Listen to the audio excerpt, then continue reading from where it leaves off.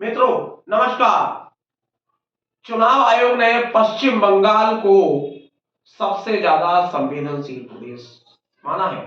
पहले चरण में 19 अप्रैल को जो मतदान होने जा रहा है उसमें 3 चुनाव क्षेत्र हैं। हरिद्वार, न्यू जलपाईगुड़ी और कूच बिहार।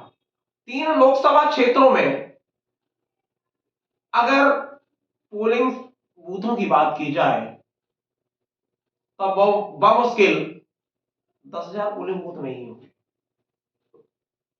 पोलिंग बूथों का आंकड़ा लगभग 5,000 से लेके और 6,000 के बीच में होगा। लेकिन जिस प्रकार से चुनाव आयोग ने केंद्रीय बलों को का एनफोर्समेंट किया है उसकी संख्या को देखते हुए ऐसा लगता है कि पश्चिम बंगाल सबसे खतरनाक क्षेत्र है चुनाव की दृष्टि से, जबकि सर्वाधिक हिंसा उत्तर प्रदेश और बिहार और मध्य प्रदेश के ग्वालियर चंबल रीजन में होता रहा है। पश्चिम बंगाल को अति संवेदनशील मानते हुए चुनाव आयोग ने 3 लोकसभा क्षेत्रों के लिए 25,000 केंद्रीय बलों की नियुक्ति का आदेश दिया है। आपको बता दें, ये तो पहले चरण की कंडीशन है और जब पश्चिम बंगाल में छठे और 7वें चरण में जाएंगे तो पुलिस बलों की तैनाती की हालात क्या होंगे ये देखने में आएगा। 920 कंपनियों की बात की है। 920 कंपनी, 920 कंपनियों की अगर हम बात करते हैं तो एक कंपनी में 38 जवान होते हैं, जिसमें 30 जवान, 3 लांस नायक, एक नायक, एक जेसीओ और एक उनका कंपनी कमांडर होता है। 920 का अगर अपन गुणा कर लें तो आपके सामने 38 मल्टीप्लाई 920 सामने आंकड़ा आ जाएगा। इतना संवेदनशील माना है पश्चिम बंगाल को। जबकि गुजरात की बात करें तो गुजरात में एक दिन में चुनाव, कितने केंद्रीय बलों की नियुक्ति की जाएगी ये आंकड़े अभी सामने नहीं आए हैं, लेकिन गुजरात को बड़ा शांतिप्रिय माना जाता है।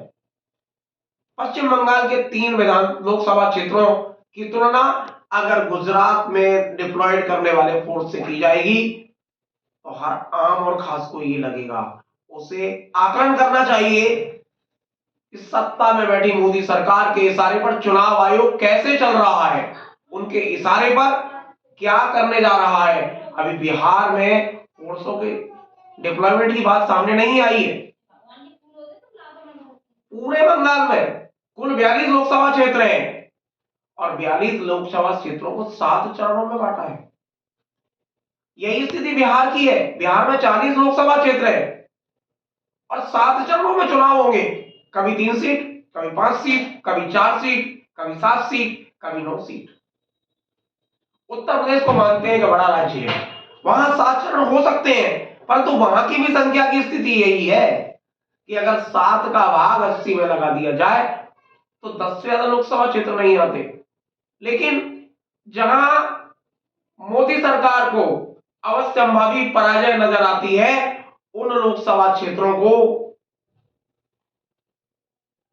निश्चित संख्या रखी गई है 3, 5, 7, जिससे वहां सबसे ज्यादा मोदी जी, भारतीय जनता पार्टी, अमित शाह उस जगह को टारगेट कर सके और चुनावी रैलियां बताएंगी कि मतदान 7 मई को हो रहा है और पास के किसी लोकसभा क्षेत्रों में मतदान की तारीख 7-8 दिन आगे होगी और मोदी जी जिस दिन मतदान हो रहा होगा 7 मई को उसके नजदीक के लोकसभा क्षेत्र में चुनावी रैलियां करते दिखाई देंगे।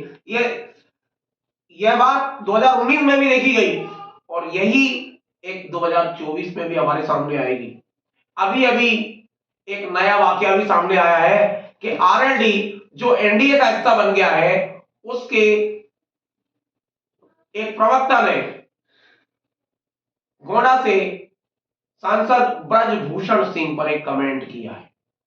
ने कहा है हम ब्रजभूषण सिंह के साथ नहीं होंगे। तो ये कैसा गठबंधन, कैसा एनडीए, एनडीए का मतलब होता है नेशनल डिफाल्टर अलायंस। और नेशनल डिफाल्टर अलायंस में ये सामान्य बात है कि एक घटक दूसरे घटक पर कमेंट करने से बाज नहीं आएगा। यही स्थिति बिहार में है। पशुपति पारस नाराज है, चिराग पासवान अपनी बात कहते हैं। एनडीए अभी तक बिहार में सीटों की घोषणा नहीं कर सका है। एनडीए छोड़ो, बीजेपी भी जो 17 सीटों पर काबिज हुई थी 2019 के चुनाव में, वो अपने सिंगल प्रत्याशी की घोषणा नहीं कर सकी है।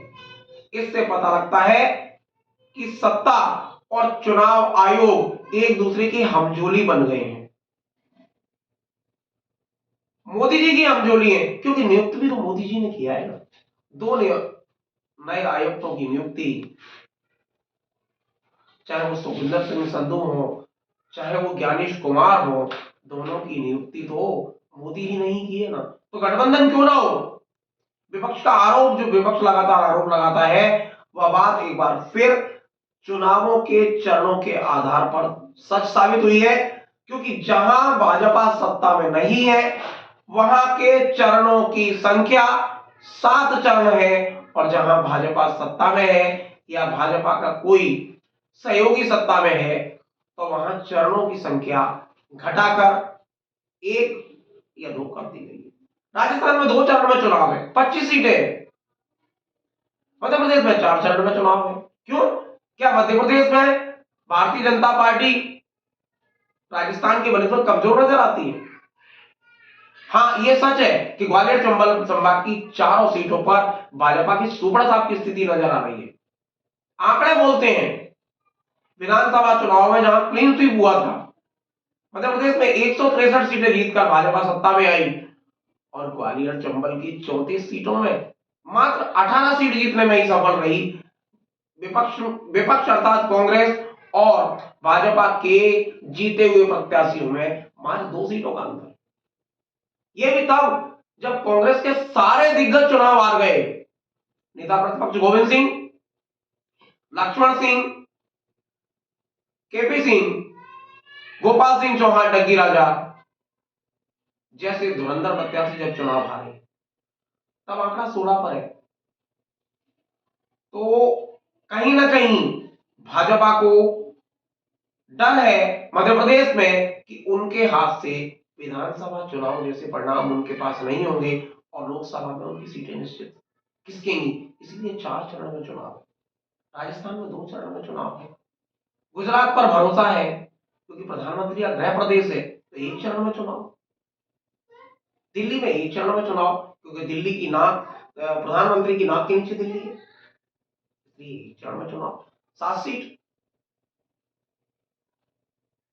चुनाव आयोग पर जो आरोप लग रहे हैं, वो चुनाव आयोग की नीति और रणनीति से साफ झलकता है कि चुनाव आयोग जिस तरह से आज मीडिया मोदी के हाथ के गुणगान में लगा है, इस तरह ही चुनाव आयोग भी उनके लिए लाल कारपेट बिछाता हुआ दिख रहा है।